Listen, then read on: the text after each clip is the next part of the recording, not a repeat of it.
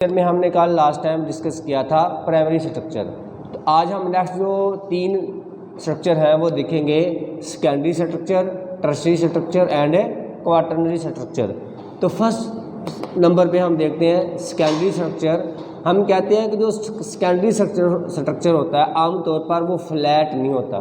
Flat का mean ये है कि सीधा नहीं होता, यानी उसके अंदर बल होते हैं, वो स्पाइरल होता है।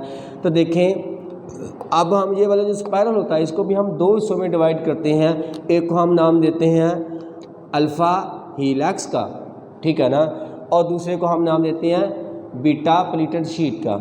जो अल्फ़ा हीलैक्स है, ये देखो इसकी मैंने डायग्राम बनाई है। जिस तरह एक स्प्रिंग होता है, ठीक है ना, कि स्प्रिंग में इस तरह जिस तरह बल होते हैं, इसी तरह अगर प्रोटीन की चेन के अंदर बल आ जाएं तो हम कहते हैं ये वाला जो स्ट्रक्चर बनता है इसको हम हीलैक्स कहते हैं, या इसको अल्फ़ा हीलैक्स का नाम देते हैं।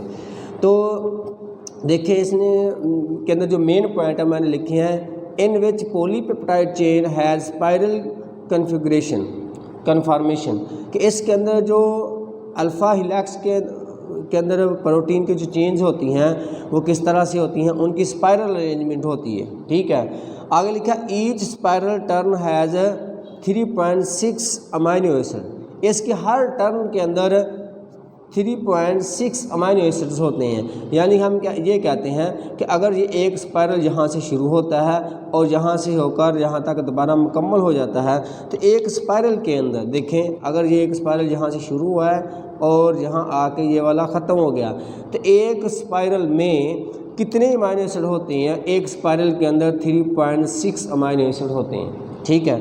आगे लिखा है इसने spiral turn held together by. ये वाली जो आपस में स्पाइरल अरेंजमेंट होती है, ये स्पाइरल आपस में जुड़े किस तरह से रहते हैं, इनके दरमियान बांड कौन कौन से होते हैं? तो देखें, एक ये वाला स्पाइरल है, ये दूसरा स्पाइरल है। इन दोनों के दरमियान में कौन सा बांड होता है? हाइड्रोजन बांड होता है। या इन दोनों के दरमियान में कौन सा बांड होता है?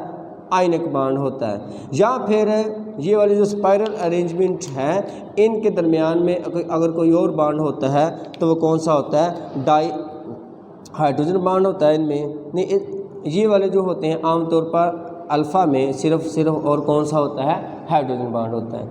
दोबारा हम देखते हैं कि ये वाला जो स्पाइरल अरेंजमेंट है, स्पाइरल अरेंजमेंट के आपस में स्पाइरल जो आपस में अटैच होते हैं, ये मेंटेन किस तरह से रहते हैं? लिखा spiral turn held together by hydrogen bond, ठीक है ना। इनके दरमियान में हाइड्रोजन बांड होते हैं, इसके दरमियान में हाइड्रोजन बांड, इसके दरमियान में हाइड्रोजन बांड, इनके दरमियान में हाइड्रोजन बांड होंगे जो इनके स्पाइरल्स को आपस में जोड़ के रखेंगे और ये स्ट्रक्चर मेंटेन रहेगा। उसके बाद हम कहते हैं ये वाले स्पाइरल अरेंजमेंट होते हैं, इनकी जो शेप होती है वो यूनिफॉर्म होती है, यानी चेंज नहीं होती, वो सिमिट्री होती है इनमें, ये सेम टाइप के होते हैं। ये नहीं होगा कि एक स्पाइरल बड़ा होगा एक स्पाइरल छोटा होगा।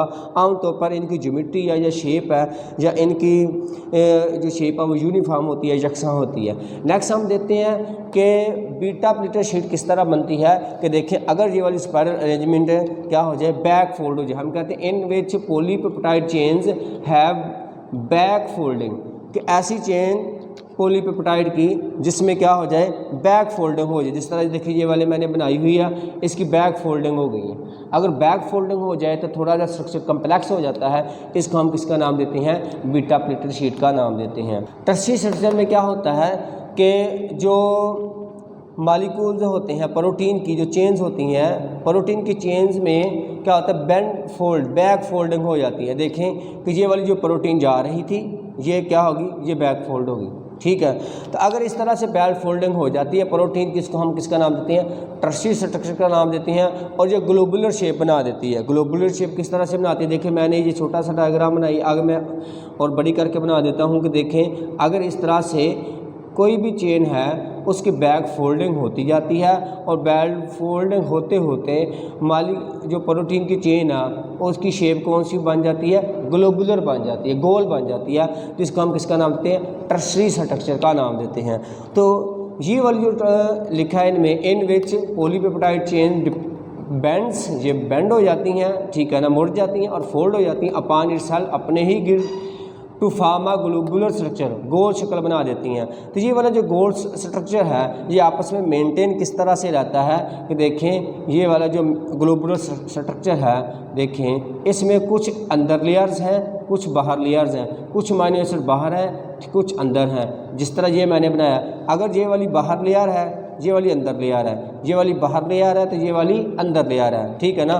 तो इनके दरमियान में भी आपस में बांड बनते हैं। कौन कौन से बांड बनते हैं, तो इनकी जो शक्ल है वो मेंटेन रहती है।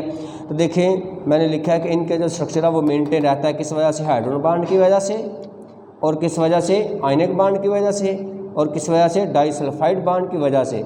या फिर इनके अंदर दो इंट्रैक्शंस पाई जाती हैं, एक हाइड्रोफोबिक और हाइड्रोफिलिक इंट्रैक्शंस इनमें पाई जाती हैं। तो देखें जो हाइड्रोफोबिक और हाइड्रोफिलिक इंट्रैक्शंस हैं ये किस तरह होती है, आमतौर पर जब एक्वस मीडियम होता है, जब क्या होता है, एक्वस मीडियम होता है, यानी पानी के अंदर ये वाली प्रोटीन्स होती हैं, तो कुछ प्रोटीन के हिस्से पानी के अंदर हल हो जाते हैं, कुछ नहीं हो सकते। तो आमतौर पर जो बाहर वाला हिस्सा होता है, मैंने लिखा आउटर पार्ट जो होता है वो कौन सा होता है, हाइड्रोफिलिक। कौन सा होता है, हाइड्रोफिलिक। जो बाहर वाला हिस्सा है, यहाँ जो अमीनो एसिड के मॉलिक्यूल्स होंगे उनको हम हाइड्रोफिलिक का नाम देंगे, ठीक है ना। ये वाले जो होंगे ये कौन से होंगे, हाइड्रोफिलिक। और जो अंदर वाले होते हैं यहाँ करके, ठीक है ना, वो पानी के अंदर हाल नहीं होते, ठीक है ना, वो पानी से दूर रहते हैं, वो अंदर बरीड हो जाते हैं, और इनको हम नाम देते हैं हाइड्रोफोबिक। इनको हम किसका नाम देते हैं, हाइड्रोफोबिक। ये हाइड्रोफोबिक है। क्वाटरनरी स्ट्रक्चर में मैंने क्या लिखा है कि जो टर्शरी पॉलीपेप्टाइड चेन्स होती हैं वो मज़ीद एग्रीगेट हो जाती हैं, ठीक है ना। ये वाला जो मैंने लिखा है जो टर्शरी स्ट्रक्चर है इसमें तो अभी फोल्डिंग कम हुई है, अगर इनमें फोल्डिंग और ज़्यादा हो जाए, देखें कि अगर इस तरह से फोल्डिंग होना शुरू हो जाए, शेप बन जाती है, इसको हम क्वाटरनरी स्ट्रक्चर का नाम देते हैं। तो इनका जो स्ट्रक्चर है ये भी मेंटेन रहता है, इनको भी फोल्डिंग को आपस में कौन अटैच करके रखता है, इसमें कौन कौन से बांड होते हैं, इसमें हाइड्रोजन बांड होता है, आयनिक बांड होता है, और हाइड्रोफोबिक इंट्रैक्शंस होती हैं, ठीक है ना। और इनमें क्या होता है, डाइसल्फाइड बांड होते हैं, लेकिन इनमें डाइसल्फाइड बांड नहीं होते, इनमें डाइसल्फाइड बांड लैक होते हैं। इसकी एग्जांपल क्या है, इसकी एग्जांपल दी है ग्लोबुलर शेप की, जो क्वाटरनरी स्ट्रक्चर है वो दी है हीमोग्लोबिन।